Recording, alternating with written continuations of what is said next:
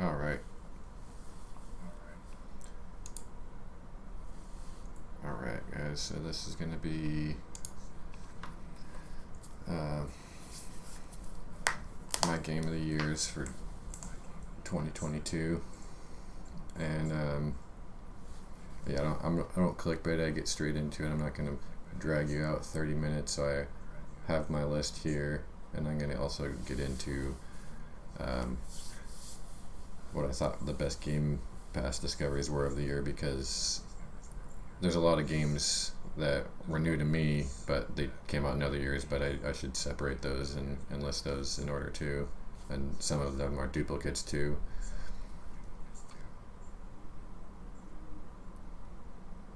Um,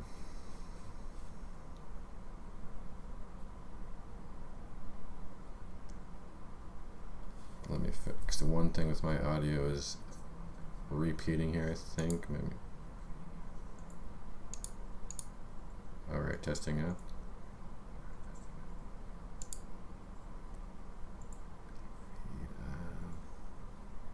Actually, here, I'll just do this for now, just so I can fix it quicker, because I don't need the audio. So instead of like, it's doing pass through. But anyway, yeah. So I thought the best game was Bayonetta 3.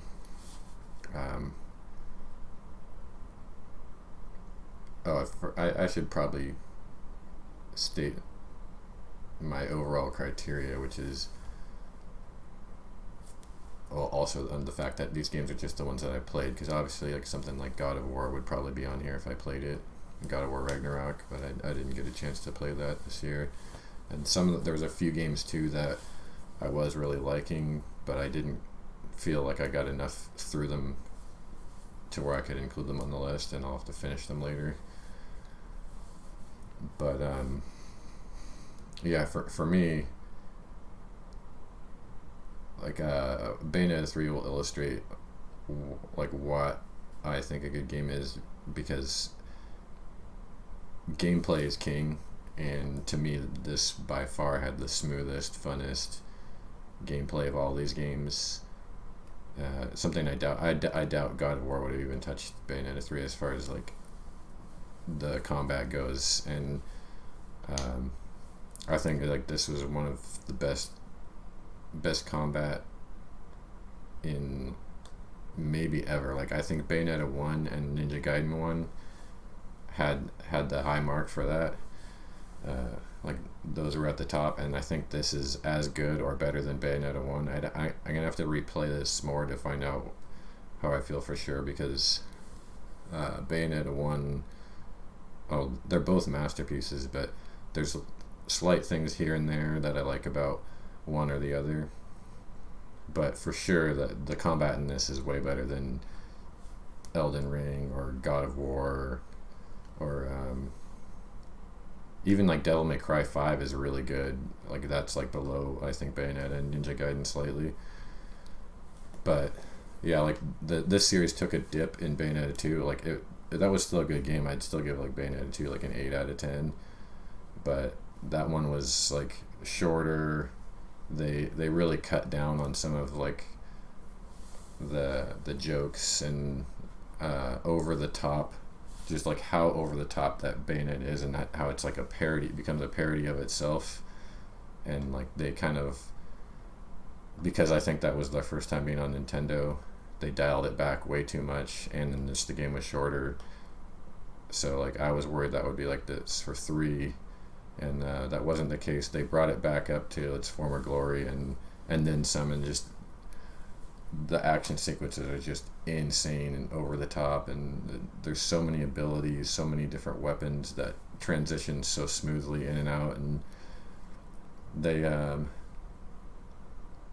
what they added to this one over the first one that is really good is they instead of just like equipping different weapons to the hands and the feet,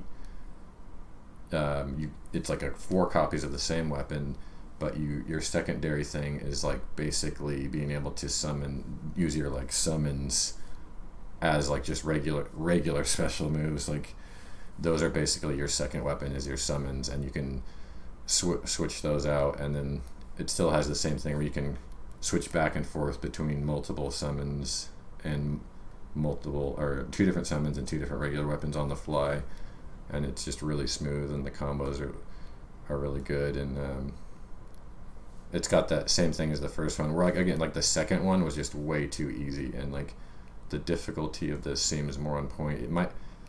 I need to play it on the hardest modes. I still haven't done that yet. Like it still was a little easy on like the first game was the perfect difficulty on normal mode, and this one was a little too easy on normal. But like the reason why I played it on normal was because the first one scaled so perfectly, where it was legitimately hard at first because you're learning all the stuff, and it just gets harder and harder as the game goes on. And then when you do New Game Plus, then you're like basically scaled perfectly for like very hard mode, and then as you go through that, you're leveling up your stuff so much that like by the time you get to the infinite climax difficulty mode, then you're again like you're right in the right spot, and your like skill level is so fine-tuned. And this is similar to that, but it's again maybe a little more on the easy side. But like some of the fights and like the way you mix in like the summon things get just so complicated to where like I think the harder difficulties are going to be harder like than Bayonetta 1 was, because there's just so much to focus on. But yeah, it was really good. It was a good game length. It was around the same as the first one, somewhere around like 15 to 18 hours. And then yeah, the ending was really satisfying. And then throughout the game, like you get to play as a multiple character. Like it's a multiverses plot. So you see here, there's like ancient Chinese. It's like alternate timelines where it's like an ancient Chinese Bayonetta, and there's one that's like she's like a pink-haired punk one that turns into a spider and stuff, and you get like these crazy abilities.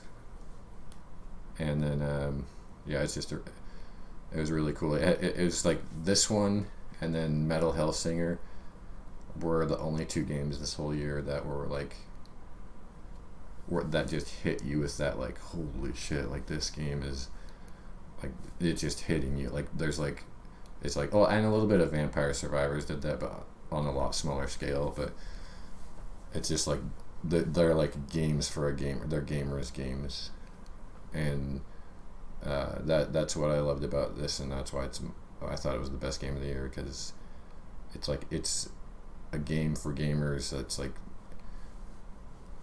just hits on every single level. Like the only like minor thing that the knock against it is the fact that it's only on Nintendo Switch, so because of that it's held back. Like it pushes the hardware as much as it possibly could. Like there's no other Switch game that comes close to like looking as good as this does while like running this smoothly. And for a Switch game, again, like it drops frames sometimes, which is, but like for as much stuff as going on screen and how smooth like the timing is and the combat, like it's just pushed to the absolute max that a Switch could. And it would be a lot nicer, like yeah, like it would even like obviously like the textures and resolution would be higher and stuff, and the frame rate would be locked if it was on an Xbox or PlayStation. But like that, you know, like that was the deal the developers made. They had to get stuck on only a Switch, so that was the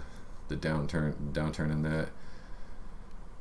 But yeah, so I would. It's still like plenty good enough. It runs like way better than like Breath of the Wild or like some of these like shitty new. Like I heard the Pokemon game runs at like 15 frames a second or something, but this one seems more like it's running at like it's usually closer to 60, but like sometimes it drops to like I would have to guess like upper 30s. Like that's what it feels like when some of the more chaotic scenes. But yeah, that's that. And the other game I thought was really close, it was actually kind of hard for me to decide, was like Midnight Suns was right up there. I almost at some time in some ways like I felt like it was the number one, but yeah, it just yeah, this game was amazing too. I just finished this. That's partly why I was waiting to do this, because like this game just came out in like the middle of December, and it's a long game, especially if you play it like the way you probably should. And like I really want to get back in, and I want to try to do like the hardest difficulty on a New Game Plus, but I'm gonna wait until like the DLC comes out. But yeah, this game's really cool. It's an RTS game. Like it got good ratings and everything, but a lot of people, I think, like they thought from the first trailer or something, or maybe they just like they see Marvel and they expect some generic ass like Avengers style game, like the Avengers was like, and they can't handle like thinking and like strategy. I don't know, but yeah, this is like a turn-based tactical strategy game with card game elements included to it. So it's basically, it's made by the same guys who did XCOM, and it's basically just straight up an XCOM game, but like instead of just like moving the guy manually and clicking him, I mean you still move him around and stuff like that, but your attacks and like defense is all based on like a card game. Cards like that you kind of like the way they read are pretty traditional, how a card game would. And then each character you get about 8 cards per their deck, and then you can choose like all these different characters you see here, like, and yeah, there's like tons of cool abilities. Like you keep leveling up, and the surprising part is like the story is actually really good, and there's just like a lot involved in it, and like the in between it, basically the cycle is like your side quest and quests are just like XCOM missions, and like some of them are like more involved than they traditionally would be, because they have like cinematics and boss fights involved and stuff. But then when you're not doing missions, your downtime is basically like Persona, like very similar to like a Persona game, like where you go around like your base and you talk to your guys, and you can give them gifts and level up their things and get unique abilities like team combos and secret like cards unlocked and stuff, and legendary abilities that are like super powerful. And yeah, I thought that was yeah, it was done really well, and like you get into it a lot more than I'd say, like, because I played Persona 5 this year too, and that was really good. That was probably like the third best game I played this year, and I thought this was better because I'm a big Marvel fan, and like from the comic books, like I've been a fan since before the movies, so like you're a lot more attached to these characters. So it's basically like, think of it like playing through like Persona game, but then instead of like just these random people that you don't like, by the end of Persona you like all the characters are pretty cool and you like them, but for these characters, they're ones that you've been like learning about and seeing their stories for like decades, so there's a lot more of an attachment. And then for the most part, these characters are way cooler than anything you'd find in Persona. Like I know people are get mad at that are Persona fans, but like just like Magic and Wolverine, Blade and Ghost Rider, like these characters are all really badass. And like the only characters that are kind of lame are like your Boy Scout, like Captain America and Captain Marvel. But even there, like it's like you want to hate Captain America, but in this game you go in like there and you talk to him, and he gives like these like speeches and words of advice that are like legitimately good, so you just end up liking him. But yeah, see if I could see like a gameplay image here. Like the way that the tactical, like the way you interact with the environment is really cool, and then like just the attacks just really have a lot of impact, and they feel like you're actually doing like heroic moves and stuff. And yeah, like again, the story is cool. Like just like the group of characters is the idea of like, it's like the more like occult, like magical characters for the most part, or like it's not like you have some Avengers in here, and that's probably just included to like capture the casual fan, which is almost kind of weird because, again, like the style of game this is, that doesn't really make sense. But those are still characters everyone likes. Like, of course, like Wolverine and like Iron Man, everyone likes them. And it also, in the context of the story, like things get so big and like the world's threatening to be like taken over and destroyed. So it wouldn't make sense for the Avengers to not show up when like literally like there's like an apocalypse, like just like wrecking the world. So they would have had to get involved eventually anyway. So instead they just get involved pretty much right off the bat.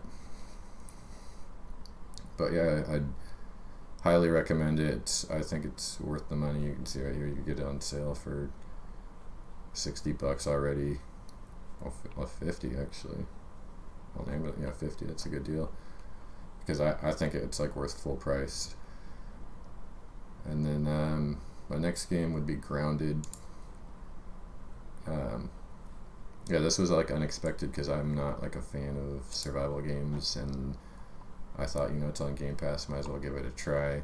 And it ended up, it's actually really good. It was like, you just can't stop playing it, and it's co-op multiplayer too if you want to do that, and you can just hop in and out real easy.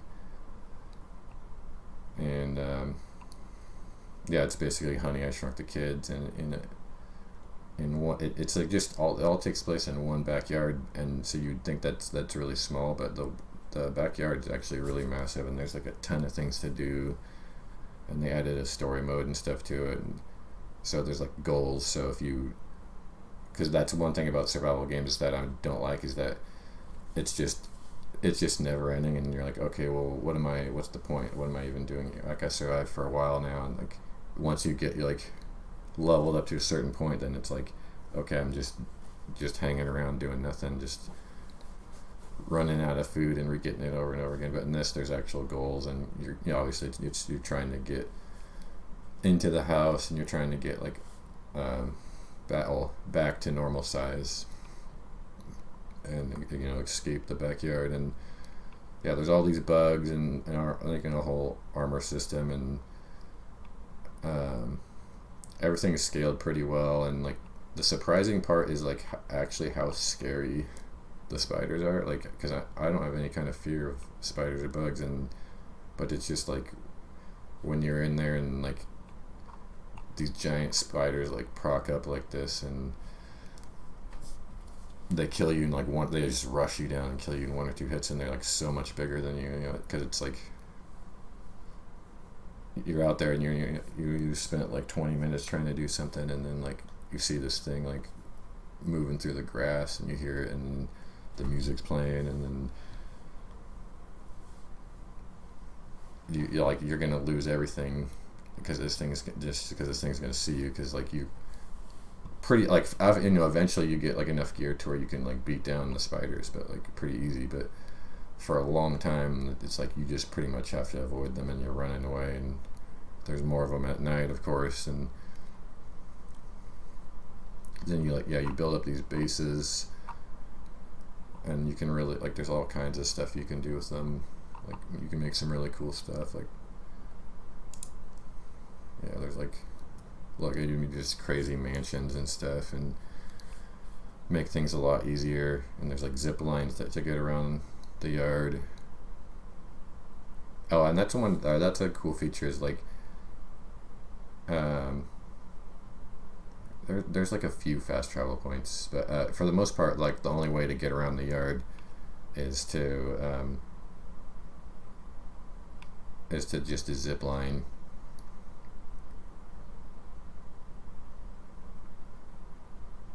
Like by fast travel, I mean like, because you can, your only fast travel really is you like set like a specific spot, and then you can, when you die, also you return to there, so you can like choose your respawn point. I don't know, I'm not explaining it well, but it adds a little more stakes, and it's like I think it's cool how you set up your transportation system with like zip lines, and it's just a surprisingly good game. So and then the next one, I think my fourth game is like a lot of people's game of the year, Elden Ring. I don't really need to say too much about it other than I should probably say why it's not number one, because a lot of people are probably like, what, how oh my god, grounded above Elden Ring, like that's an insult, or like this, like Bayonetta 3, and again, like as I said with Bayonetta 3, like the combat in that game is so much better, and I know that would piss off all the Elden Ring fans, like, oh, they think that the Elden Ring combat's the king. I know they clearly have never played Ninja Gaiden or Bayonetta or Devil May Cry, because Elden Ring's combat is not as good as those, and it's not as complex as people say it is. It's just slow, and it's just like it just forces you to like, people misunderstand like that as like, oh, you have to have like timing, and the timing's so important. It's like, yeah, then timing's important in those other games too. It's just faster timing, like, and like the only difference is you like have more moves that you lock you into a longer animation. Like, and in those other games, you have big, huge weapons that are slower, and you'll get locked into animations too. It's just that those animations you get locked into are they're less frames, instead of having like being locked into like literally for like a 2-second swing or something. And so that like that part of Elden Ring annoys me, like the just how slow and clunky it can be. But like there's like all kinds of cool weapons, and they're just like not like at first, like it feels really cool with like how you pretty much anywhere you go, like there's a new weapon, new armor, new something. And just in general, this game has probably either the best or second best exploration I've ever seen in a game. It's probably like, it's between this and Witcher 3 for the best exploration. Like this one, Elden Ring, makes you want to explore a little more than The Witcher 3, but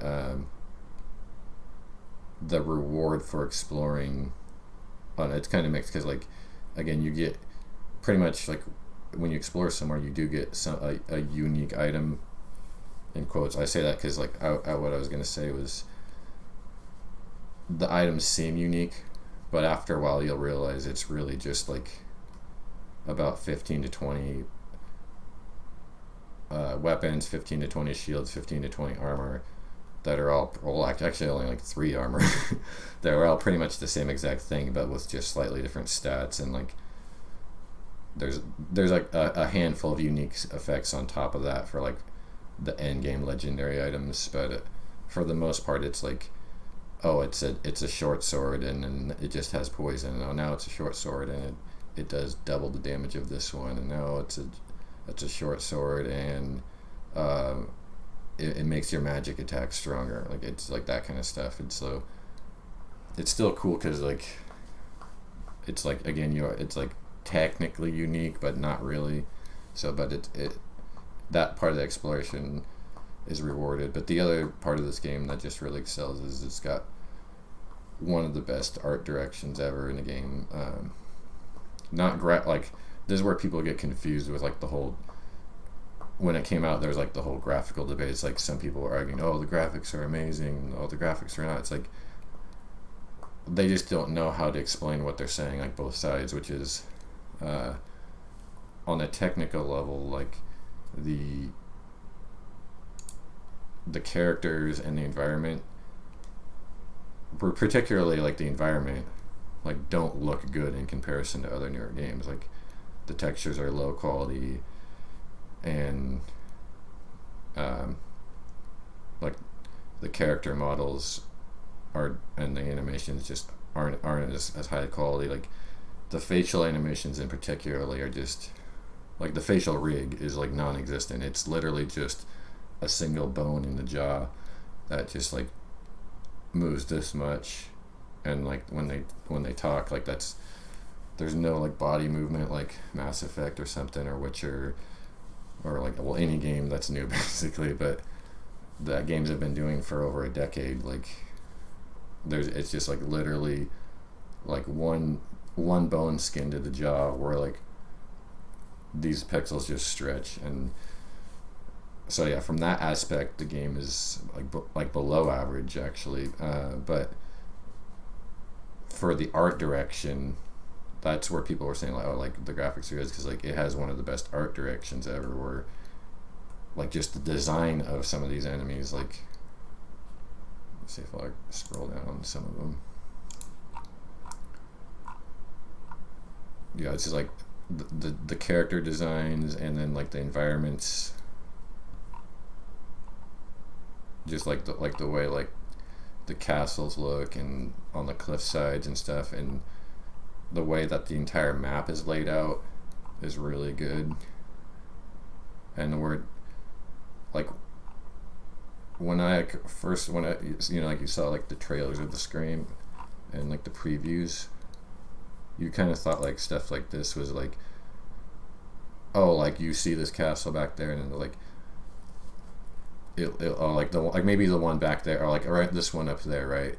You're like, okay, that looks cool and everything, but obviously like you can't get back to that. But it's like, no, you actually, all of the things you see, you can actually walk over there and like climb up, and that's really cool. Like the scale of everything is crazy.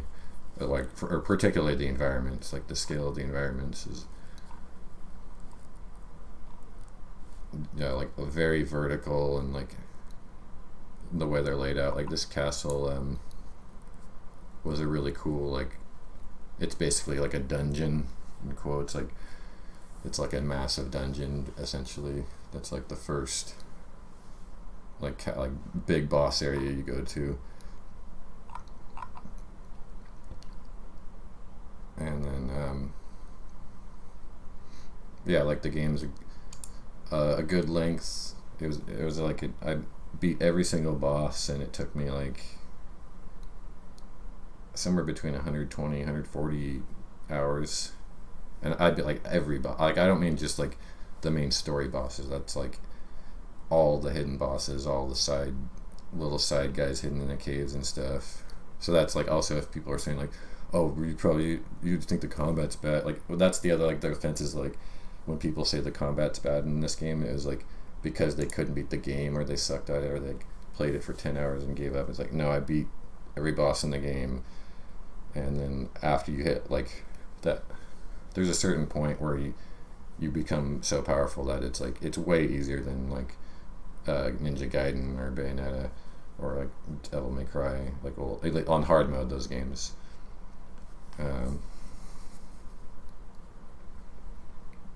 Because they are straight skill based. They're not based on, oh, I got this lightning sword that kills the boss in 3 hits because he's weak to lightning, like that kind of stuff. Or like, oh, I'm just gonna like level up and like grind for like 20 hours of boring grinding and then come back. Like there's none of that in those games. Like it's like you get good or lose. Like those are your options. But yeah, I mean, I'm not saying it's, obviously I think it's like the 4th best game I played like all year. It's really good. And then yeah, so I was mentioning before Metal Hellsinger.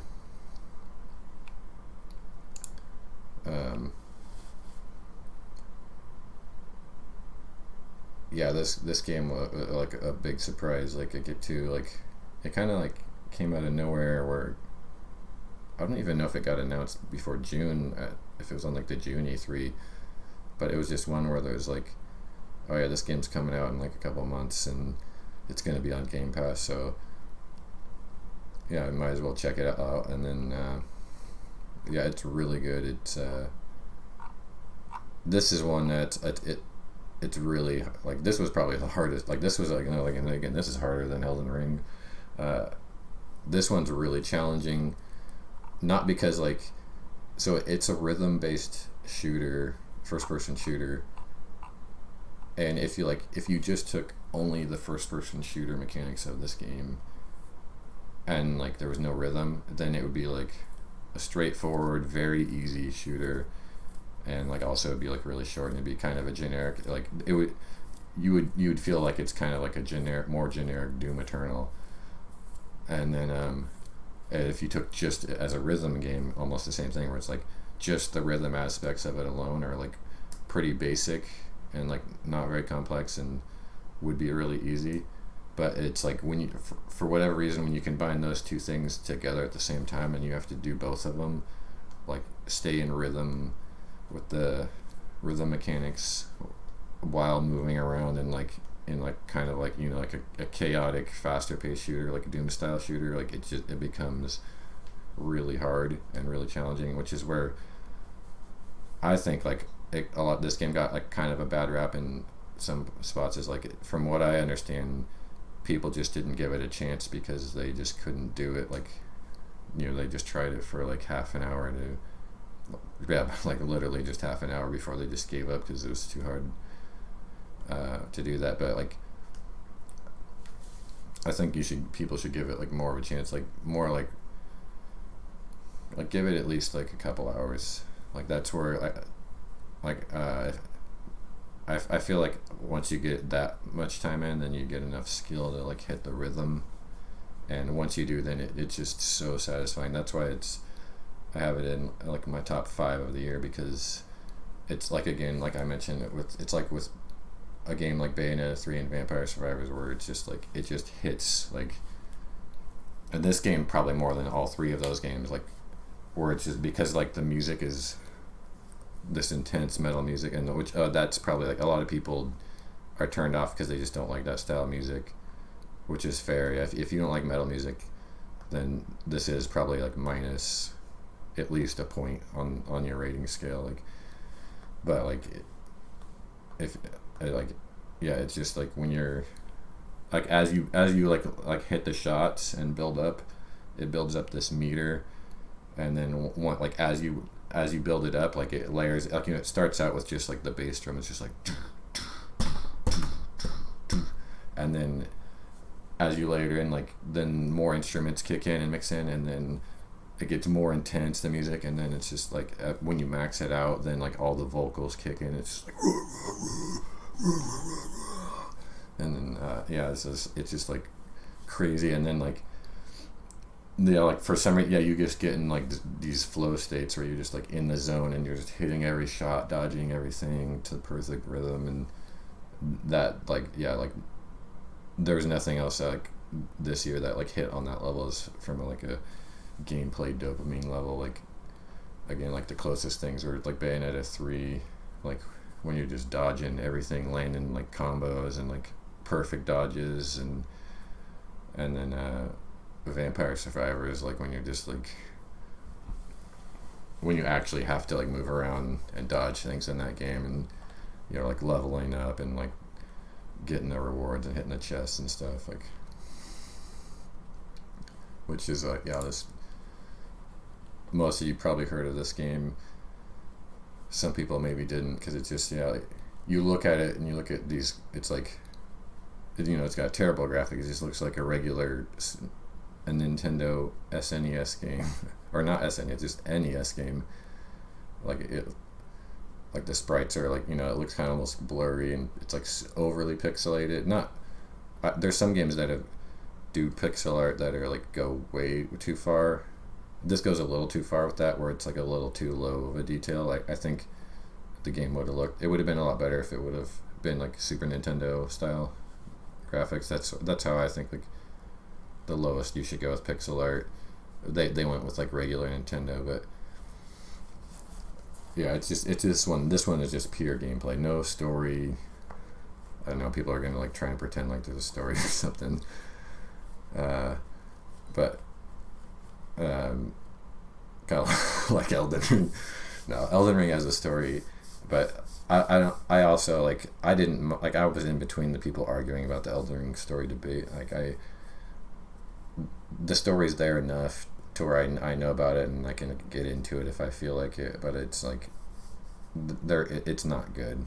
It's not like, and the way you access it is, I don't care like if if it's like the best novel ever written. If it's placed in the game the way it was, like that's not like, I don't like the design of how like you have to interact with the story in that game, but it, like the story itself is fine, and like for me that game was more about the gameplay, so like I didn't care.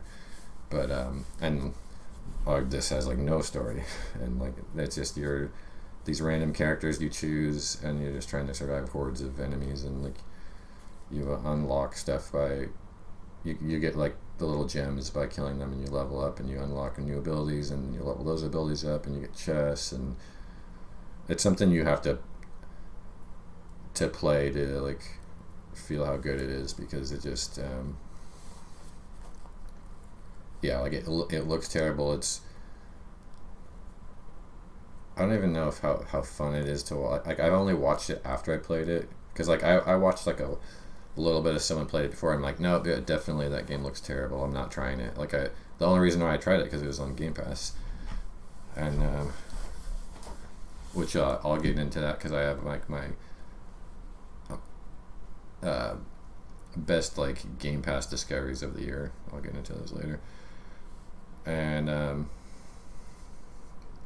yeah, everyone should check it out. Like it's on Game Pass, so there's no reason not to. And like unlike some games, like some like some games and movies and shows and stuff, you have to like give them time before it gets to the good part. But this game is like, you only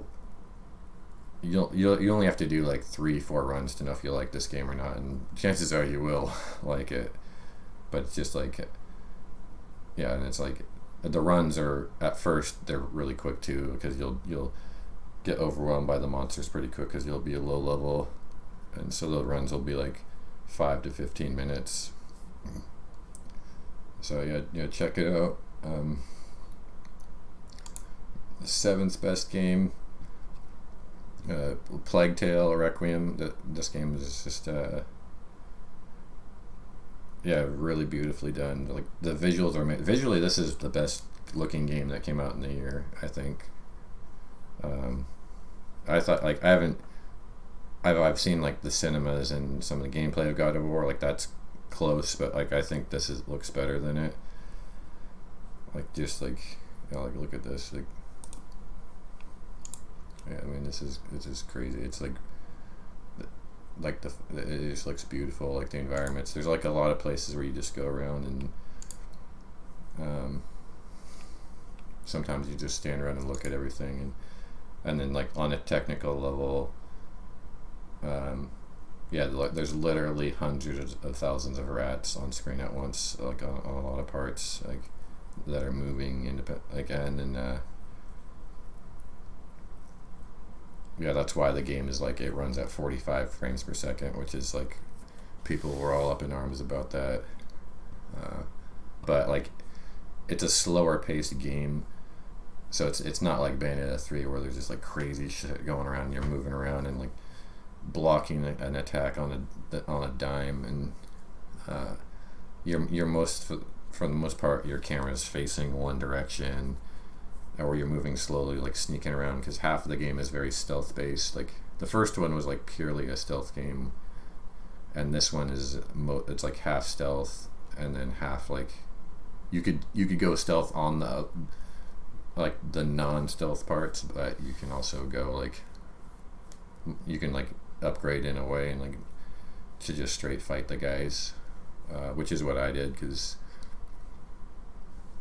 I like stealth and like sneaking around a lot. I actually like in shooters, I usually like sniping, and in like story shooters, I'll usually try and like go more stealth, but I don't want to just to do that.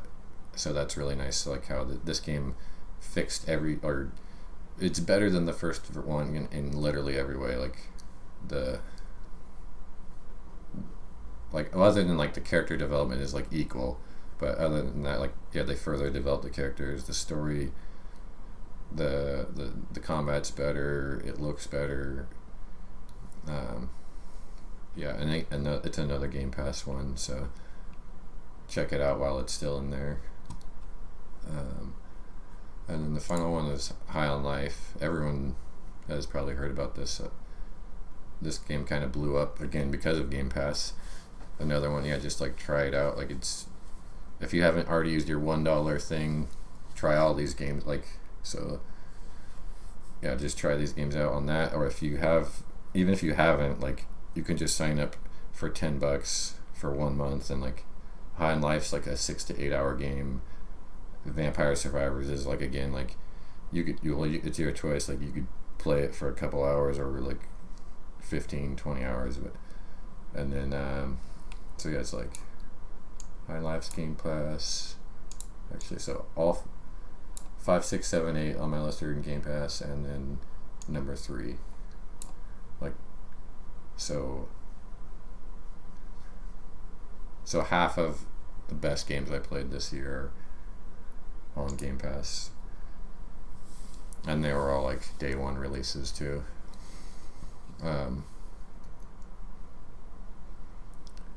So yeah, I mean, just like check. Yeah, Metal Hellsinger. That's a 6 to 8 hours.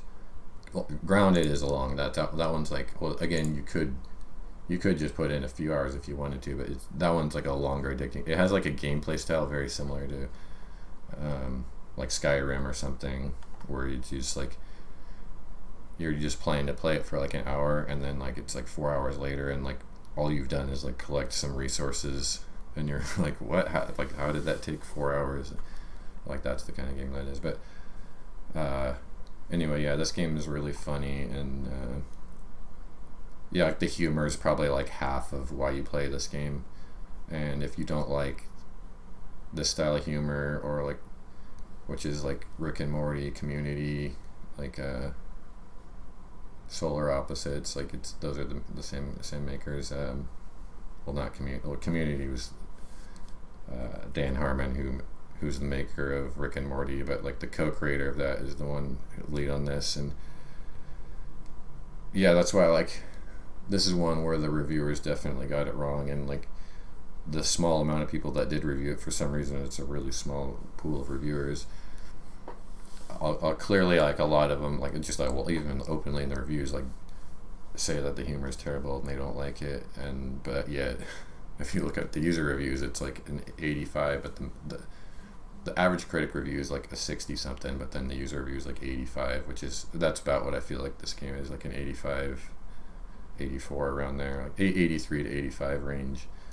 It's like, I thought the humor was really good and it was really funny, and then it's just the good enough time length to where like it doesn't wear out its welcome. Like any longer and it would have, like some or certain aspects of the humor, like kind of in that third act, did start wearing a little thin, but then the humor finished strong in the end. And then the gameplay was actually really good. Like people were like, I don't know if people were talking down on it, but it's just like pretty standard shooter gameplay wise, except for like throughout it you keep getting like new guns and ways to like move around better and stuff, so like it stays pretty fresh as far as like the gunplay goes. So yeah, those are the best games I thought came out that I played. Again, this is just what I played. I can't play every game. I don't have time for that, and I just don't like I don't have the money or time to play all of them. Like luckily with Game Pass, like you pretty much don't need to buy that many games these years. Like the only games I bought this year were Bayonetta 3, Midnight Suns, and Elden Ring. And and then so I also wanted to talk about games too that might not have, well, like one, some of these are in Game Pass, but I have like my list of Game Pass discoveries, which I would say are games that you either like you wouldn't have played if they weren't in Game Pass, because like you wouldn't have get there. It's not the style of game you played, or it's a game you were interested in but you didn't want to pay $70 for it, or $60, or like something where you like maybe you were a little bit interested in it, but it's just like you saw the reviews and it was like like a 75 or 80, and you're like, okay, I'd play that game, but I don't want to pay full. I'd buy it too. I'd pay money for it, but not full price, like that kind of stuff. And so some of these games too are also games that came out a year or more ago, but just got added to Game Pass this year. And I just thought that I just wanted to go over these quick because some of our ones you might want to give a chance, and then sometimes too people overlook games like Far Cry 5 because it came out like 2 years ago or whatever, 2-3 years ago, but it's like I'm almost done with it, and it's been really fun. But it was like, I felt like it's like an 8 out of 10, so it's like I'm glad I didn't buy it full price, but I'm also really glad that I got to play it because it's very fun. And so that's like a good example of that. And then Persona 5, that's a game, like I thought that was the best one that that I played. These are all ones that I played this year, obviously. And then so they hit Game Pass this year too, all of them, except for I think all of these hit this year. That's what I tried to restrict it to. If there's one I accidentally came out at the end of last year, I don't think, no, all of these are from this year. And then so like Persona 5 was like I was saying before, like it would have been my number 3 game of the year if it came out this year. It was really good. Similar, like if you like Midnight Suns, if you like the non-combat part in Midnight Suns, then you'd like Persona 5, and if you liked Persona 5, you'd probably like Midnight Suns. They're just a really popular game franchise that I've always wanted to play, but I didn't have like a PlayStation when they came out. So like now they're all coming out for all the systems and PC and everything. And then Grounded, again I went over that, it's not, that's the genre that I don't really like, but I just ended up loving that game. Metal Hellsingers, this is on here because I was interested in that game, but I wouldn't have paid money for it like when I got it. Like now, if there's like a second one, I would, or if I wouldn't, like if I would have like somehow known like how good of an experience it was, like I would have bought it, like if it wasn't in Game Pass. But like I would have never tried it in the first place because I wouldn't, I just wouldn't have given it a chance for money. And Vampire Survivors is kind of similar. Even that one's really cheap, but like I said, like I looked at it, I looked at people playing it, like when people were hyping it up when it first came out, when it was in early access though, like I was like, no, this game looks terrible, like I am not going to try that game. And then it ended up being really good. And then Plague Tale, that one's like right on the borderline. That is a game, but it's one of those ones where it's just like, I want to play it, it looks good, but I just when I'm getting all these other things in Game Pass and unlimited money, then it's like I'm not going to spend full price on it. Like it's just not quite at that level. But it's definitely worth playing through. And then I got High on Life is like kind of the same thing.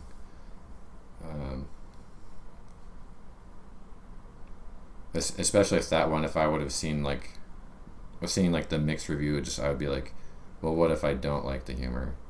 And then like these people that are giving it like a 3 which is ridiculous, but it's like, well, maybe I won't think it's a 3, but maybe it's like a 6 to me, and it's like, do you want to pay $60 for it if it's like that? But it's like your Game Pass.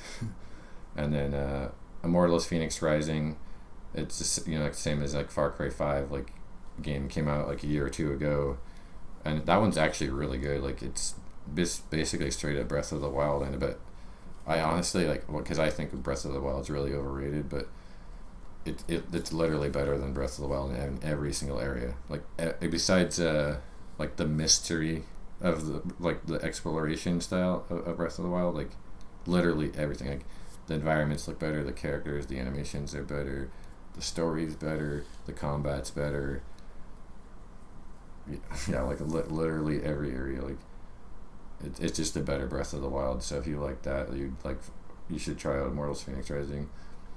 And then yeah, I talked about Far Cry 5. It's just your like in your standard Ubisoft open world game that's like good, 8 out of 10, but not amazing. Like the story is cool and interesting, like the characters in it, but there's a little, there's too much of that, like, oh, here's this random thing over here that gives you like 2 points in this one stat that doesn't matter, and oh, we rescue these people because it's going to be good, right? And it's like it doesn't really matter, and it's like basically like all the side stuff like literally doesn't matter, but it's 90% side stuff but like some of it's fun, and it's like fun, the world's huge and there's a lot to do, so it's fun.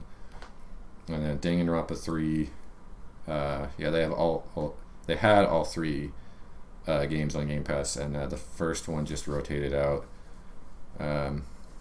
So if you're seeing that, it might be a little too late to start the series, but it's cheap. I'd recommend it, like all of them. The first one is really good, and the second one is also very good, and it's kind of wacky. They're all wacky, but the second one starts getting a little out of control, and then this one's really out of control. It seems like I haven't finished it yet. I'm like three quarters of the way through, but it's good again. Like it's fun in all these games to try and figure out like who the murderer is and like how they did it, and like that's the fun part of it, is like that. Obviously, like the gameplay, it's pretty non-existent. They're visual novels, if you don't know, and they're murder mystery visual novels where it's like like a battle royale, Hunger Games kind of, Squid Game almost, like set up where it's like, all these kids are put into one locked in high school, and it's like a game of death, but it involves like people getting killed, and then you have to like figure out and go to trial and figure out who killed who and like vote on it, and yeah, they're just fun games. And then As Dusk Falls, that one's like a choose your own adventure graphic novel basically. It's barely a game in that sense, but there is like multiple choices, and then again like it's multiplayer, and you can have people play with their phone in person, or like you can actually even go on like stream and like have literally thousands of people playing it at once and voting, and so that's the cool game aspect of it. And the story is pretty cool,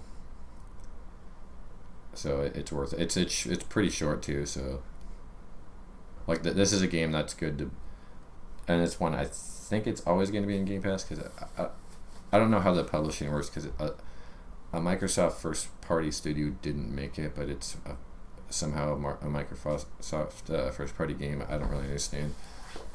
So I think they own it, which means it'll always be in Game Pass, so you can wait. Same with like Grounded.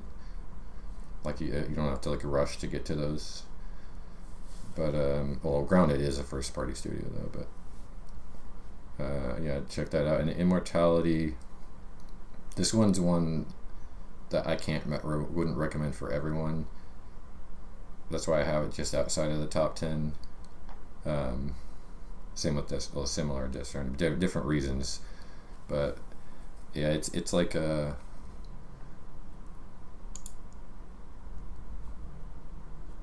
like, how do I describe it?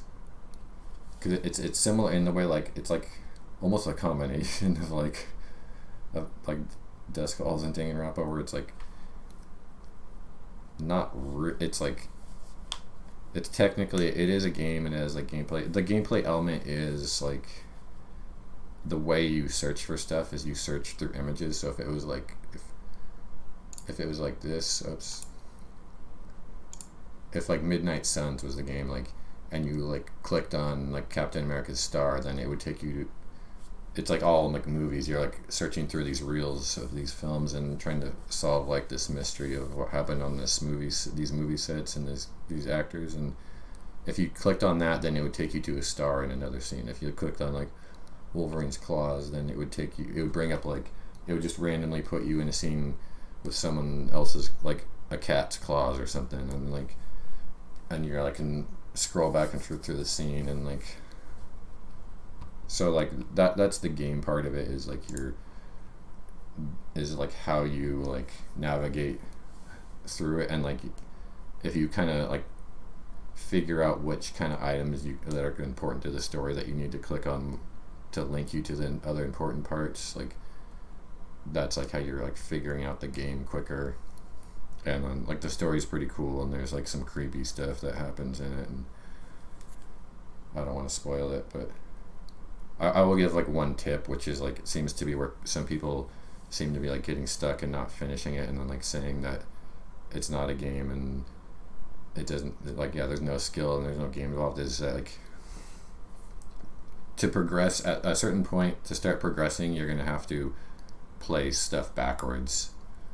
And like it's easier, the tip is if to play it with a controller, even if you're on PC, because it's going to be easier, because there's two different ways to rewind, and for whatever reason this was like a bad design choice, which is that there's certain things that can only be you see when you play backwards, but there's also a different button to rewind at a different speed, and then some stuff can only be seen at that speed, like when it's almost like you're scrolling frame by frame.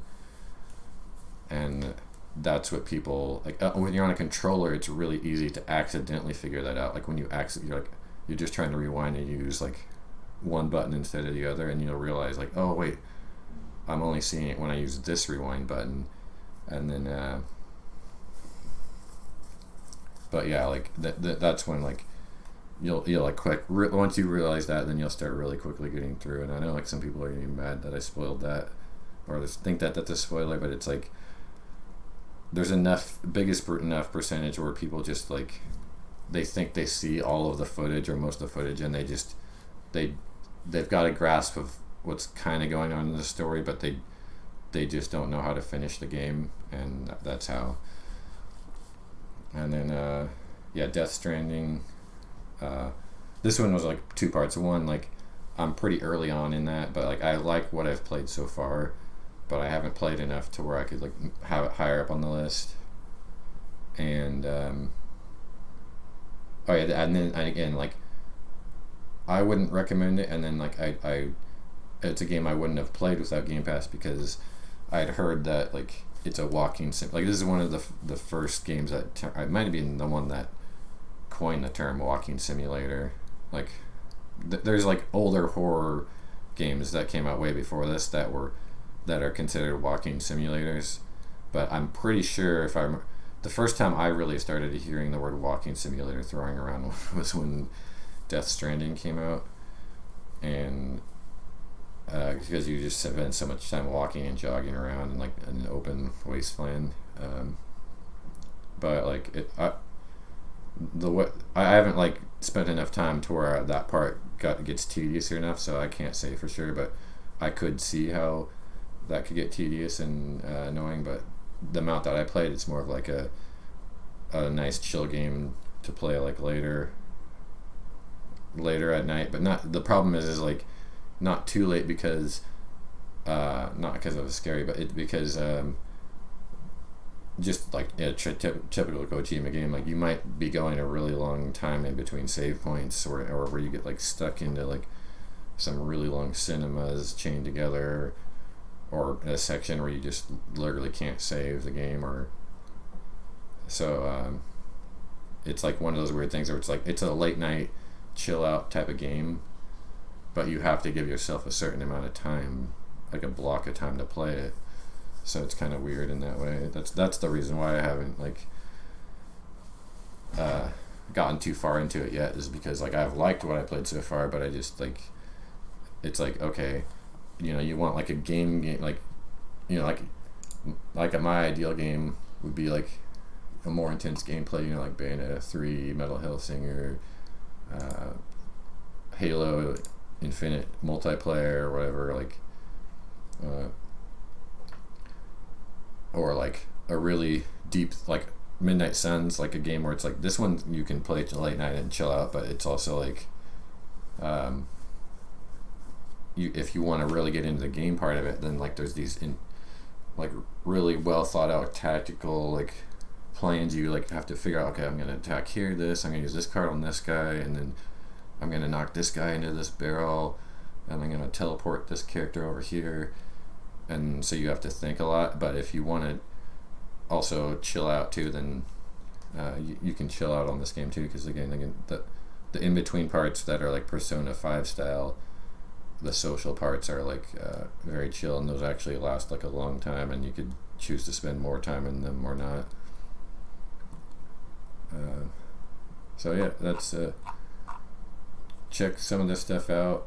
Again, you can just like, that's the thing about like people act like if you subscribe to Game Pass, like that you have to like pay for a year and like just stay on it and only play Game Pass games or something like that, which is like, I don't get it, because like again, you can just, even let's just say you've used like the $1 trial period, or you didn't get like you know, like every holiday there's a 3 month of Game Pass Ultimate card for like $20, so you get like 3 months for $20. Even if you didn't do either of those, you can just literally sign up for, if you have a PC or an Xbox, like, because most people are on one, not both, so you don't even need Ultimate. And the people that aren't subscribed, they're not playing, you're not taking advantage of the cloud to play on your phone, so it's like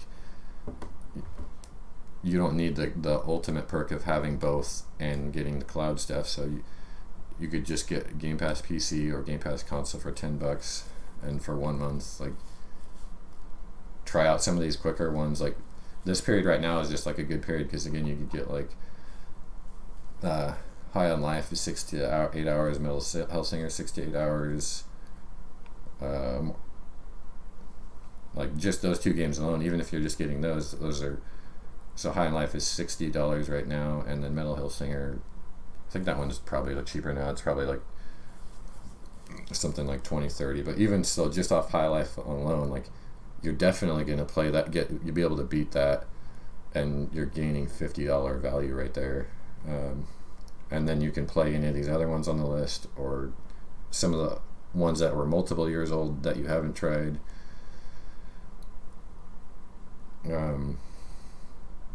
Yeah, so like realistically though, yeah, again, if you just signed up for $10 for 1 month, you for sure get through High on Life.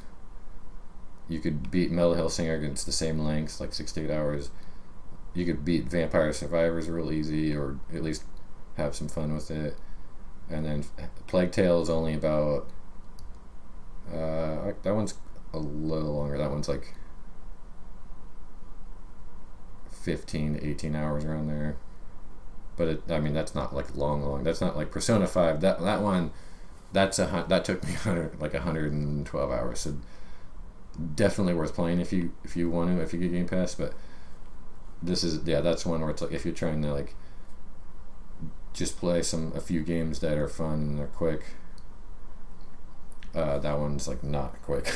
Same with Line. And then like Grounded is both. It's like a both. It's an either or. It's either and or. And then As Dusk Falls and Immortality, like, you probably, I'm guessing if you're not like an active Game Pass subscriber, you're probably not going to give those games a chance, even though you should. And they're short though, so if you do, like, and Danganronpa 3, well, again, you're gonna have to go to the other ones, but these two are like short, and you know, they're not intense games, so you could play them like later and like chill out. Same with Death Stranding again. Yep. So that's it. I'm gonna end it there.